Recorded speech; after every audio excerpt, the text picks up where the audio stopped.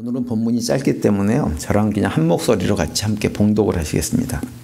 다 같이 죄송합니다. 제가 오늘 순서가 있었는데 까먹었네요. 교회 말씀 보기 전에 저희 교회 오늘 처음 나오신 분들이 계세요. 먼저 이인자 권사님 형제분과 손녀가 한국에서 방문하셨어요. 잠깐 일어나세요. 예, 크게 환영의 박수 부탁드립니다. 죄송합니다. 자리에 앉아주세요. 감사합니다. 그리고 이경준 성도께서 오늘 방문하셨는데 잠깐 자리에 일어나시겠어요? 예, 환영합니다. 우리 뭐 친교 마치고 예배 마치고 친교하고 그리고 함께 돌아가시기를 바랍니다. 예, 그럼 우리 말씀 함께 봉독하겠는데 다 같이 시작. 요한은 낙타털 옷을 입고 허리에 가죽띠를 띠고 메뚜기와 석청을 먹더라. 그가 전파하여 이르되 나보다 능력 많으신 이가 내 뒤에 오시나니 나는 굽혀 그의 신발끈을 풀기도 감당하지 못하겠노라. 나는 너희에게 물로 세례를 베풀었거니와 그는 너희에게 성령으로 세례를 베푸시리라. 아멘. 오늘 이 말씀 가지고 아담아 내가 어디 있느냐라고 하는 제목으로 함께 말씀을 나누겠습니다. 예전에 한번 제가 말씀을 드렸지만 저는 1999년도에 목사 안수를 받고 몇 개월 있다가 뉴욕 영커스에 있는 어떤 교회 부목사로 부임을 해서 풀타임 사역을 처음 시작을 했었습니다. 근데 제가 부목사로 부임하고 나서 얼마 안 돼서부터 부목사가 아닌 담임 목사 역할 비슷하게 역할을 하면서 그 교회에서 사역을 했어요. 왜냐하면 그 교회 목사님께서 저에게 교회 사역 전반을 거의 맡기다시피 하셨기 때문에 그래요.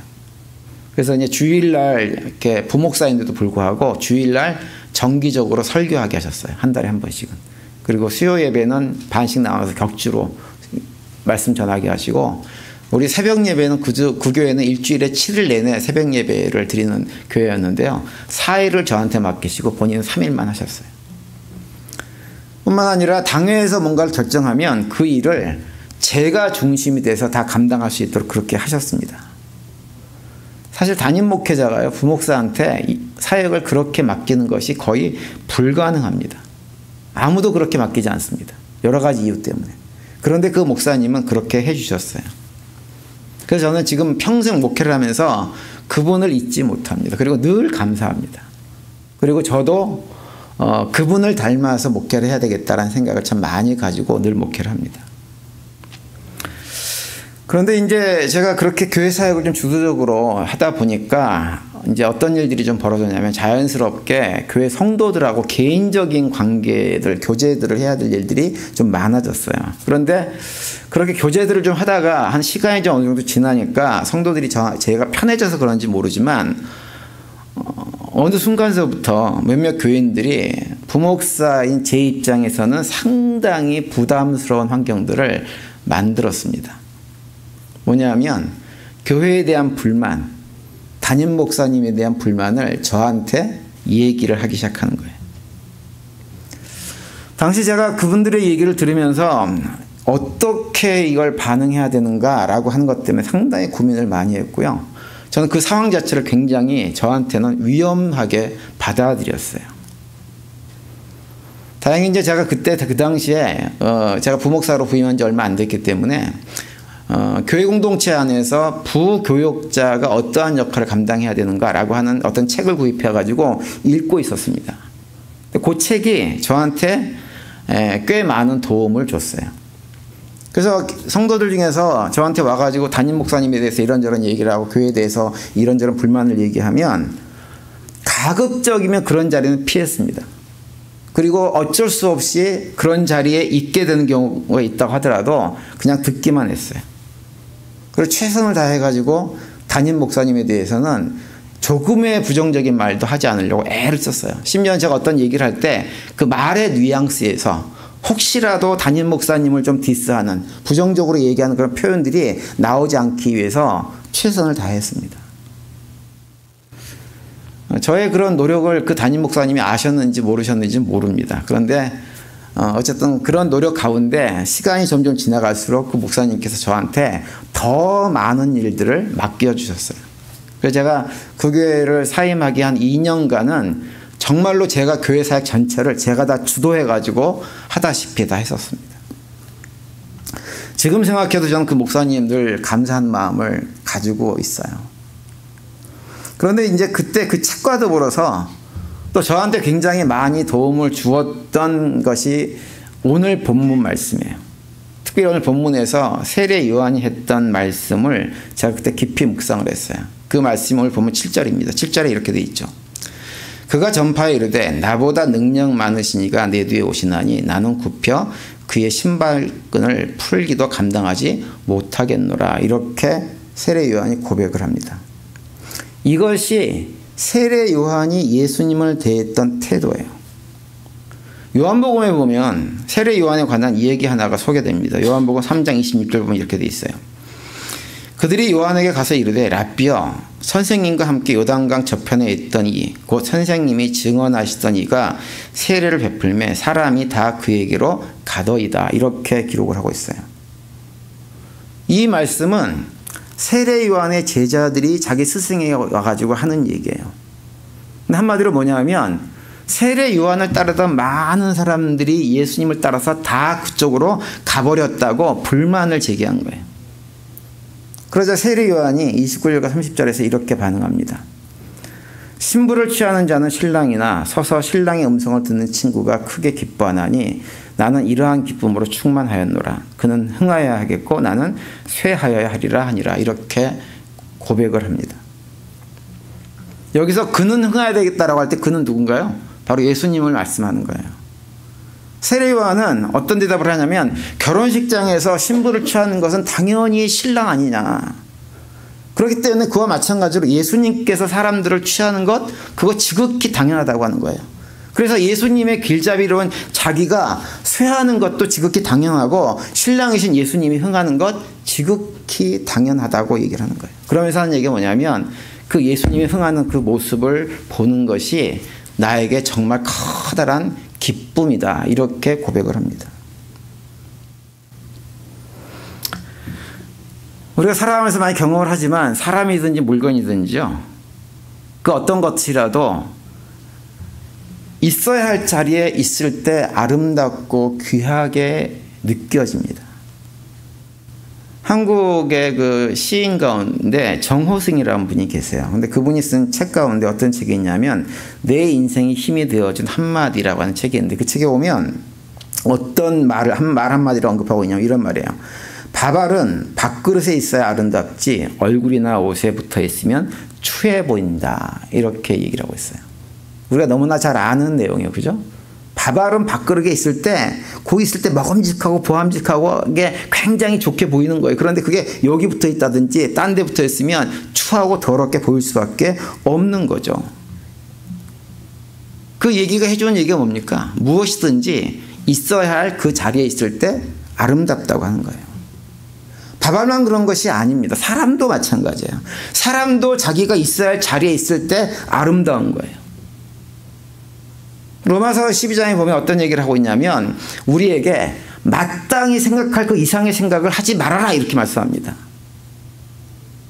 그 얘기는 뭐냐면 너희들이 있어야 할 자리에서 생각할 그 생각만 하라고 하는 거예요. 그 이상의 생각을 자꾸 해가지고 헛된 생각하지 말라고 하는 거죠. 이것은 우리들의 신분을 말하는 거예요. 신분의 귀천을 말하는 것이 아니에요. 그냥 우리는 모두 다 다릅니다. 생긴 모양도 다르지만 가진 능력과 재능도 다 달라요. 그래서 공동체 안에서 우리가 감당해야 될 역할도 다 다를 수밖에 없어요. 모든 사람의 모든 일을 똑같이 할 수 없어요. 다 똑같은 일을 하면 그 공동체가 운영될 수가 없습니다. 그래서 고린도전서에서는 어떤 표현을 하냐면 우리 몸에 비유하죠. 우리 몸에 있는 각 지체가 서로 다 다른 역할을 하면서 우리의 몸을 건강하게 만드는 것과 같이 마찬가지라고 하는 거예요. 그래서 고린도전서 12장 24절 25절 보면 이렇게 말씀하죠.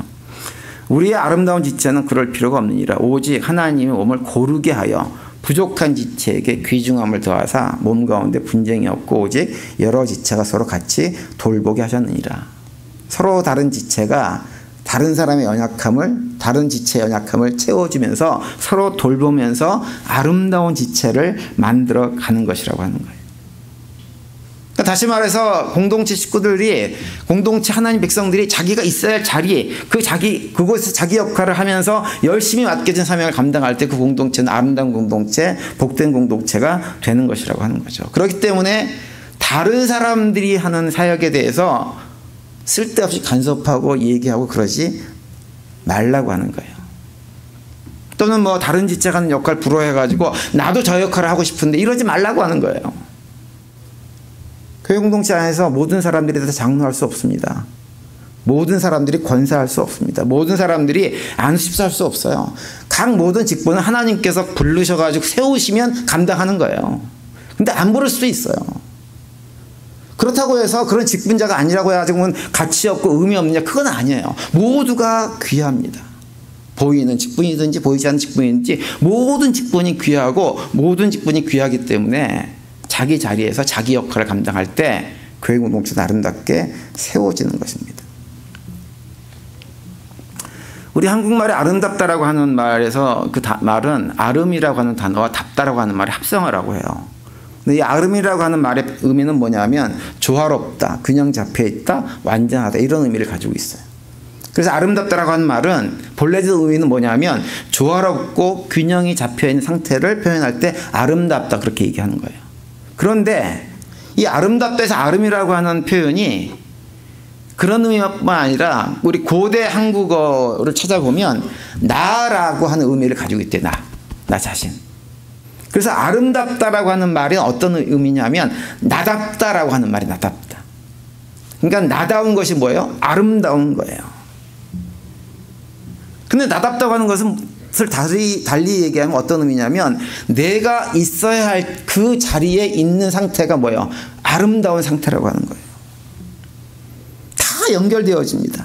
사람뿐만 아니라 피조물도 다 마찬가지예요. 모두가 다 자기가 있어야 할 그 자리에 나답게 있을 때 그것은 아름다운 상태가 되어지는 거예요. 창세기 1장에 보면 하나님께서 천지를 창조하시잖아요. 근데 하시면서 반복해서 하시는 말씀이 뭐냐면 보시기에 좋았더라. 보시기에 좋았더라. 보시기에 좋았더라. 계속 말씀하시고. 그런데 왜 보시기에 좋아졌는가 하면 하나님께서 창조하신 모든 자연 만물이 다 제자리를 찾아가서 아름답게 조화를 이루고 있었기 때문에 보시기에 좋았던 거예요. 해와 달과 별도 있어야 할 곳에 있고 모든 식물, 채소, 나무 이런 것이 다 자기가 있을 자리에 있는 거예요. 모든 생물도 자기가 있어야 할 자리에 다 자리를 잡고 있는 거예요. 모든 것이 자기 자리에 있으면서 서로 조화를 이루니까 하나님 보시기에 좋았더라. 이렇게 말씀을 하고 있는 것입니다. 창세기 1장은 하나님께서 과학적으로 뭐 세상을 어떻게 만드셨는지 이런 얘기를 하는 것이 아니고요. 하나님은 어떠한 분이시냐? 무질서와 혼돈 가운데 있는 세상을 질서 가운데 아름답게 만드신 분이라는 얘기를 창세기 1장이 우리에게 해주고 있는 것입니다. 하나님께서 세상을 그렇게 만드셨어요. 그런데 창세기 3장에 가면 어떤 문제가 생기냐면 인간의 타락으로 인해 가지고 그 아름다웠던 세상이 깨져버리는 일이 벌어집니다. 인간의 타락은 어떤 것이냐면 인간이 있어야 될 자리가 있었어요. 그런데 그 자리를 거부하고 어떻게 시도를 했냐면 하나님이 계신 자리에 내가 앉아보겠다라고 시도를 한 거예요. 사단이 야 너희도 하나님처럼 될 수 있어 라고 하는 그 말에 미혹이 돼가지고 정말 그렇게 될 줄 알았어요. 그래서 하나님께서 먹지 말라고 한 선악과를 딱 따먹어버리고 하나님 자리에 앉아보려고 시도를 했습니다. 여러분 선악과를 따먹은 것은 하나님께서 명령하신 명령을 하나를 어긴 것이 아니에요. 하나님께서 아담과 하와에게 선악과를 따먹지 말라라고 말씀하신 그 명령은 어떤 의미냐면 아담아 너가 피조물로서 있어야 될 너의 자리를 지키라고 하는 명령이에요. 그 지키는 의미에서 하나님 명령에 순종하는 거예요. 그런데 아담과 하와는 그렇게 하지 않았습니다. 사단의 미혹에 속아가지고 저거 먹으면 하나님처럼 될 것 같다는 생각이 들어가지고 그걸 홀라당 따먹어 버렸습니다. 그런데 우리가 잘 알고 있는 대로 그 결과가 무엇이었나요? 사단에 속아가지고 하나님처럼 될 줄 알고 땅 따먹었는데 그 결과는 하나님 자리에 앉는 것이 아니었습니다. 오히려 피조물인 자신들의 한없이 연약하고 부끄러운 모습만을 발견했어요. 그러자 그 순간 마음에 두려움이 찾아왔어요. 그래서 어떻게 했어요? 결국은 나무 사이로 숨어 들어버렸습니다. 나뭇잎으로 자신들의 몸을 가렸어요. 가려지지도 않는 걸 가린 거예요. 그런데 오늘날 우리도 그렇게 살아가는 경우가 정말 많습니다. 우리의 연약함을 가려보려고 세상 명예, 물질, 어떤 권력 이런 걸로 자꾸 날 포장합니다. 포장되지 않는데. 그러고 지금 사람들이 살아가고 있어요.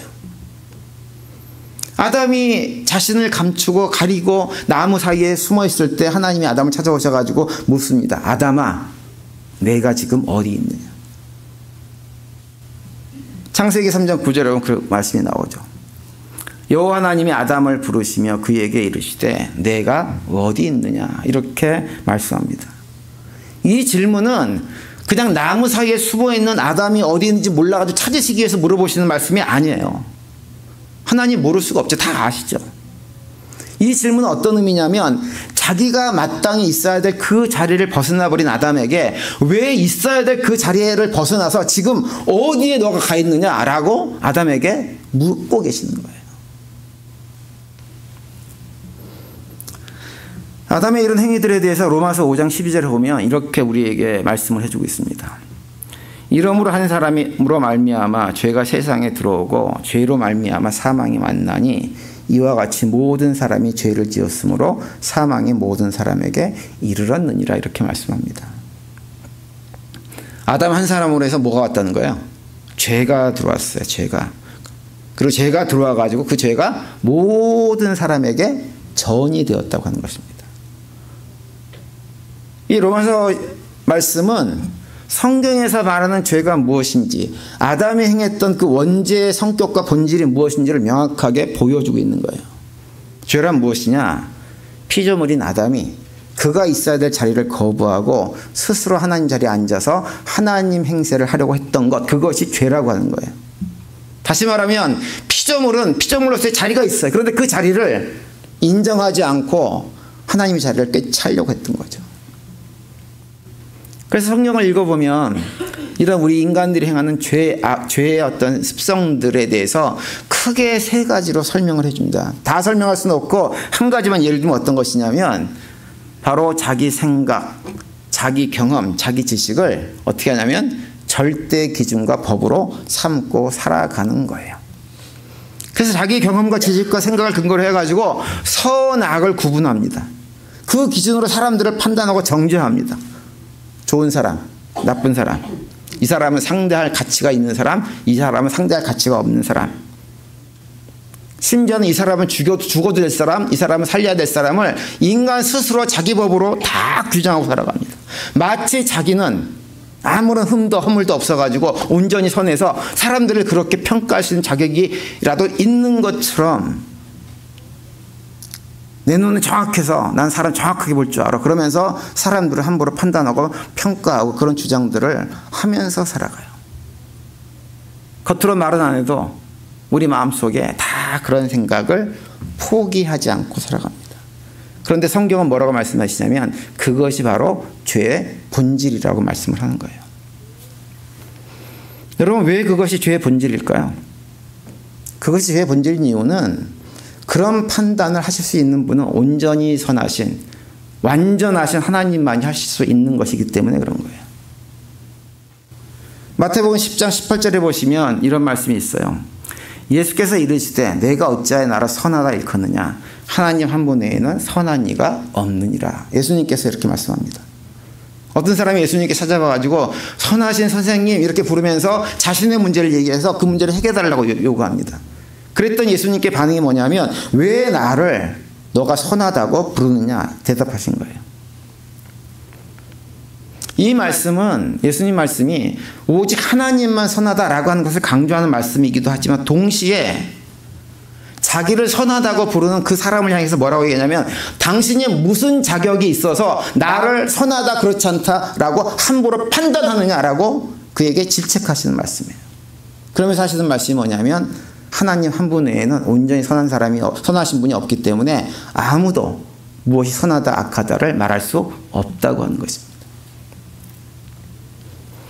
요한복음 8장에 보시면 바리새인들과 서기관들이 간음을 한 한 여인을 예수님 앞에 끌고 와가지고 그 여인을 어떻게 처리해야 될지를 묻는 장면이 기록되어져 있어요. 그때 예수님께서 바리새인과 서기관 그리고 함께 따라온 무리들을 향해 가지고 그들이 그 여인을 돌로 치려고 하니까 뭐라고 말씀을 하시나요? 너희 가운데 죄 없는 자가 먼저 돌로 쳐라 이렇게 얘기합니다. 요한복음 8장 7절에서 9절까지 그 내용이 이렇게 기록되어 있어요. 저희가 묻기를 맞이 아니한지라 이에 일어나 가라사대 너희 중에 죄 없는 자가 먼저 돌로 치라 하시고 다시 몸을 굽히사 손가락으로 땅에 쓰시니 저희가 이 말씀을 듣고 양심의 가책을 받아 어른으로 시작하여 젊은이까지 하나씩 나가고 오직 예수와 그 가운데 섰는 여자만 남았더라 이렇게 기록을 합니다. 여기서 예수님께서 죄 없는 자가 먼저 돌로 치라고 하신 말씀은 뭐냐면 단순하게 너희들은 죄인 아니야? 한번 스스로 돌아봐 이 말씀을 하시는 것이 아니에요. 이 말씀은 서기관과 바리새인을 비롯해가지고 군중들이 그 간음한 여인을 정죄할 수 있는 자격이 있는지를 스스로 돌아보라고 하는 거예요. 그러면서 우리 인간은 그 누구도 다른 사람을 정죄할 수 있을 만큼 온전하게 깨끗하게 선한 존재가 아님을 확인시켜 주시는 거예요. 그래서 예수님께서 홀로 남아있던 여자에게 11절에 이렇게 말씀합니다. 대답하되 주여 없나이다. 예수께서 가라사대 나도 너를 정죄하지 아니하노니 가서 다시는 죄를 범치 말라 하시니라 이렇게 말씀하세요. 사람들이 다 떠나고 나서 여인에게 묻습니다. 너를 정죄하던 사람들 돌로 치려고 한 사람들 어디 갔느냐 물어봤더니 이 여인이 없나이다 이렇게 얘기해요. 그러자 예수님께서 뭐라고 말씀하시냐면 나도 너를 정죄하지 않겠다 이렇게 말씀합니다. 예수님도 하나님이세요. 가장 선하신 분이세요. 얼마든지 정죄할 수 있는 자격이 있는 분이신데 뭐라고 말씀하시냐면 나도 너를 정죄하지 않겠다 이렇게 말씀을 하세요. 그래서 복음서를 보시면 어떤 얘기들이 자주 언급되고 있냐면요. 다른 사람에 대해서 판단하고 정죄하는 일을 아주 엄격하게 경고하시는 말씀들이 자주 언급됩니다. 마태복음 5장 22절 보시면 이렇게 되어 있어요. 나는 너에게 이르노니 형제에게 노하는 자마다 심판을 받게 되고 형제에게 라가라 하는 자는 공회에 잡히게 되고 미련한 놈이라 하는 자는 지옥불에 들어가게 되리라 이렇게 말씀하세요. 아주 무서운 경고를 하십니다. 또 마태복음 7장 3절에서 5절까지 보시면 이렇게 말씀합니다. 어찌하여 형제의 눈 속에 있는 티를 보고 내 눈 속에 있는 들보는 깨닫지 못하느냐. 혹은 내 눈 속에 들보가 있는데 어찌하여 형제에게 말하기를 나로 내 눈 속에 있는 티를 빼게 하려 하겠느냐. 외식하는 자여 먼저 내 눈 속에서 들보를 빼내라. 그 후에야 밝히 보고 형제의 눈 속에 티를 빼리라 이렇게 말씀합니다. 이런 말씀들은 다 무엇을 얘기하고 있는 거냐면 한마디로 줄이면 우리가 어디에 있어야 될지를 하라고 하는 거예요. 하나님 자리에 앉아가지고 누군가를 판단하고 정죄하고 심판하는 자리에 있을 수 없다고 하는 거예요. 우리는 우리 피조물 자리에 있으면서 겸손하게 하나님으로 평가받는 존재일 수밖에 없다고 하는 거예요. 하나님 행세할 수 없다고 하는 거죠. 그래서 이 모든 말씀이 다 무엇과 똑같으냐면 요한복음에서 간음한 여인을 데려왔을 때 예수님께서 너희 중에 죄 없는 사람들이 먼저 돌로 쳐라 하신 말씀과 똑같은 말씀을 반복해서 하시는 것입니다. 우리는 그 누구도 다른 사람에 대해서 이렇다 저렇다 평가할 자격이 없는 사람들입니다. 제가 지난 주일에 세례 요한의 그 말씀의 선포, 회개 세례에 대해서 이렇게 말씀을 하면서 그런 말씀을 드렸죠. 세례 요한이 회개 세례를 선포했다고 하는 것은 그 말씀을 듣는 사람들에게 자신이 죄인임을 고백하고 다시는 내가 그렇게 살지 않겠다고 결단하는 것이 회개 세례를 받는 것이다라고 말씀을 드렸습니다. 그런데 그 말씀의 의미가 우리가 이 세상에 살면서 어떤 악을 도모하면서 도둑질하고 사기치고 폭력 행사하고 간음하고 이런 사회적, 윤리적, 종교적인 죄악을 저지르는 죄를 범하고 사는 것을 돌이키라고 하는 말씀이 아니에요. 우리 가운데 그 누구도 그렇게 살지 않습니다. 그런 죄를 범하지 않아요. 오히려 우리 하나님 백성들은요, 세상 사람들하고 비교할 수 없을 만큼 착하고 선하게 사는 것이 맞아요. 페이스북에 올려진 어떤 목사님 글이 있었어요. 근데 그분이 어떤 얘기를 하냐면 본인 20년 동안 목회를 하다가 목회가 이제 여의치가 않아서 사회에 나가서 직장 생활을 하면서 삶을 살아봤다고 하는 거예요. 근데 그분이 내린 결론이 뭐냐면 자기가 사회생활을 해보니까 교회가 이 땅에서 어떠한 역할을 아름답게 행하고 있는지가 너무 선명하게 보이더라고 하는 거예요. 세상에 속한 사람들이 어떠한 삶을 살아가는지, 얼마나 이기적인지, 얼마나 자기중심적인지, 얼마나 사람들과의 어떤 관계를 바르게 하지 못하고 자기 이기심을 채우는 것에만 관심을 갖고 그것과 관계된 관계들만 해나가는지, 이렇게 다 보이더라는 거예요. 사실 오늘날도 많은 기독교 단체들이 사회에서 힘들고 어려운 분들을 얼마나 많이 섬기고 돌보는지 모릅니다. 그거 대부분 다 기독교 관련 단체들이 다 하는 것이고 교회에서 하는 거예요. 그래서 성경에서 우리한테 회개하라고 할 때 우리가 그런 윤리적으로, 도덕적으로, 사회적으로, 율법적으로 어떤 죄를 범하는 이런 것을 얘기하는 것이 결코 아닙니다. 성경에서 말하는 죄는 다른 것이 아니에요. 피조물은 우리 인간이 스스로 하나님 자리에 앉아가지고 하나님 행세를 하는 것, 그것을 죄라고 말씀하시고 그런 일을 하지 말라고 명령하시는 거예요. 그래서 회개란 뭐냐? 이전까지는 내가 스스로 하나님 자리에 앉아가지고 하나님 행세를 하면서 누군가를 판단하고 정죄하고 심판하고 뭐 이런 자리에 삶을 살았던 삶을 이제는 더 이상 다시는 하지 않겠다고 돌이키는 것, 그것이 설령 잘 안 되다 하더라도 그러한 삶을 추구하겠다고 돌이키는 것이 회개인 거예요. 그런데 여기서 우리가 한 가지 더 기억해야 될 것은 뭐냐면, 그렇다고 한다면 성경이 우리가 하나님 자리에 앉아서 하나님 행세를 하려고 하는 것을 왜 죄라고 규정하고 있을까요? 하나님의 기분 나쁘셔서 그럴까요? 감히 피조물 따위가 하나님 행세를 하려고 그래? 기분 나쁘셔가지고 그럴까요? 아닙니다. 성경이 우리가 하나님의 자리에 앉아서 하나님 행세를 하지 말고 피조물의 자리에서 자기 역할을 감당하라고 말씀하신 이유는 뭐냐면, 우리가 하나님의 행세를 하려고 하면 어떤 일이 벌어지냐면 아담이 경험했던 것처럼 그 죄가 우리의 삶을 망하게 하기 때문에 그런 거예요. 다른 이유가 없어요. 여러분, 우리가 살아가면서요, 내가 가진 기준이 있죠. 뭐가 옳다 그르다, 맞다 틀리다, 다 기준이 있어요. 여러분, 그 기준을 딱 붙잡고 그 기준에 따라서 사람들을 판단하고 평가하고 옳다 그르다를 생각하고 살아가면 여러분, 그 삶이 어떨 것 같으세요? 이 사람은 이게 문제고 저 사람은 저게 문제고, 이 사람은 이래서 상대할 만하고 이 사람은 저래서 상대할 만하지 않고, 관계도 하지 않고 멀리하고, 이 교회는 이게 문제고 저게 문제고, 이런 걸 계속 판단하고 지내면 개인의 삶뿐만 아니라 교회 생활이 어떨 거라고 생각이 드세요? 행복할까요? 그 마음에 기쁨이 있을까요? 그 마음에 감사가 있을까요? 그리고 실제로 그렇게 살아보시니까 어떻든가요? 그렇게 살아보셨잖아요. 어떻든가요? 정말 행복하든가요? 그런 마음을 가지고 신앙생활을 하는 것이? 깊이 생각을 해보시기 바랍니다. 이건 지극히 뭐 이상도 아니에요. 그냥 신앙적으로 어떤 추상적인 것이 아니고 실제 삶에서 그렇게 살아보세요. 살아보셨잖아요. 어떻든가요?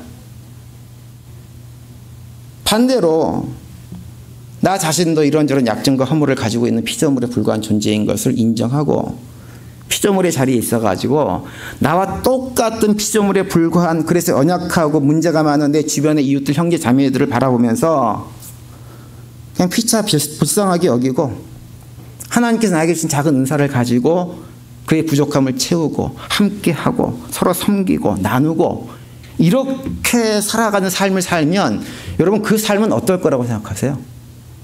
막 손해보는 느낌이 들어가지고 화가 나고 기분 나쁘고 그럴 것 같으세요? 어떨 거라고 생각하세요?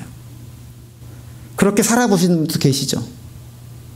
그 경험을 하신 분들은 그런 삶을 살아갑니다.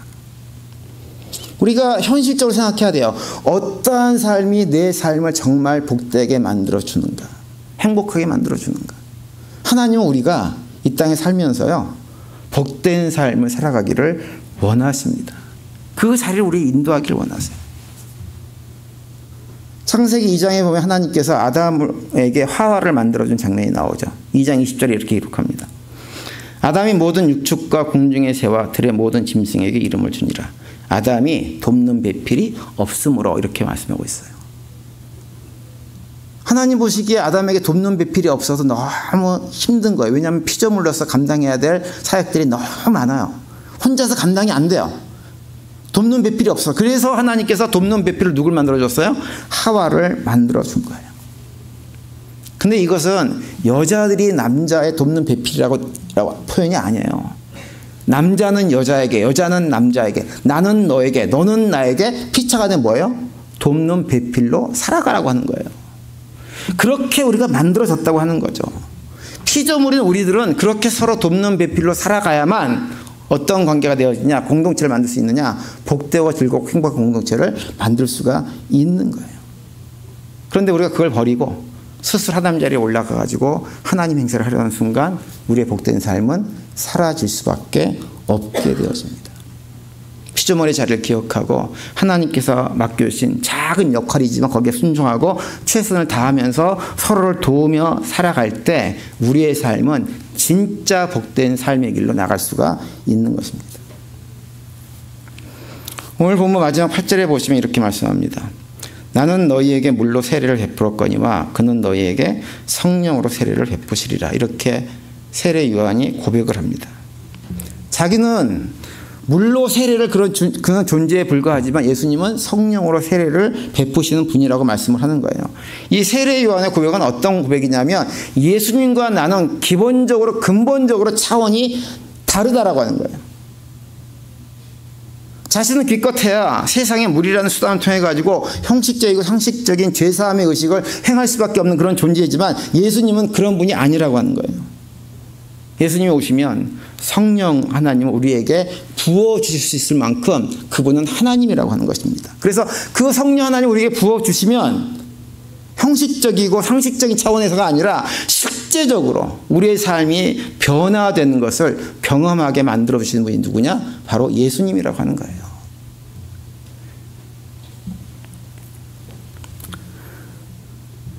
그래서 세례 요한은 자신이 서 있어야 될 자리를 명확하게 알고 있었던 사람입니다. 예수님과 자신이 어떤 차이가 있는지를 알고 있었던 사람이에요. 비록 예수님과 똑같은 육신을 입고 살고 있어요. 그리고 심지어는 자기가 예수님보다 먼저 6개월 사역을 시작하면서 많은 사람들에게 인기를 받기까지 했던 본인이지만, 그리고 예수님은 자기보다 6개월 늦게 등장한 분이시지만 세례 요한은 그 어떤 것으로도 어떤 이유로도 예수님과 경쟁하려고 하지 않았습니다. 그리고 예수님이 자기를 따랐던 모든 사람들을 다 데려가신다고 해도 어떻게 받아들였냐면 그것을 기쁨으로 받아들였던 사람이고요. 그리고 그랬기 때문에 그는 그의 삶을 살아가면서 세상이 알지 못하는 참된 기쁨을 누리며 살 수 있었던 사람입니다. 하나님은 우리가 이 땅에 살면서 우리도 세례 요한이 누렸던 그 기쁨의 삶을 누리며 살기를 원하십니다. 그래서 물으십니다. 아담에게 물었던 것처럼 너희는 지금 어디에 있느냐라고 묻고 계세요. 우리가 성도님들은 지금 어디에 계십니까? 본인들이 서 있어야 될 자리, 그 자리에 서 계십니까? 한번 점검해 보시기 바랍니다. 복음은 우리들로 하여금 우리가 있어야 될 자리로 들어오라고 초대하는 소식이에요. 하나님의 자녀로서 하나님께서 피조물로서 우리는 그 피조물의 자리에 있고 하나님은 하나님의 자리에 올려드리는 삶을 살아가면서 그 안에서 하나님과 관계 속에서 진짜 복된 삶을 살아가도록 부르시는 것이 복음의 소식입니다. 그리고 예수님은 그 복음의 자리를 우리를 인도해 주시는 우리의 길이 되어 주신 분이 우리의 예수님이세요. 저는 우리 모든 성도님들이 마가복음을 묵상해 나가면서 그 복음의 소식에 초대를 받아들이고 우리 삶 가운데서 복음을 풍성히 누리면서 하나님께서 만들어주시길 원하시는 그 참으로 복된 삶, 그 삶을 누리며 살아갈 수 있게 되기를 간절히 축원을 드립니다.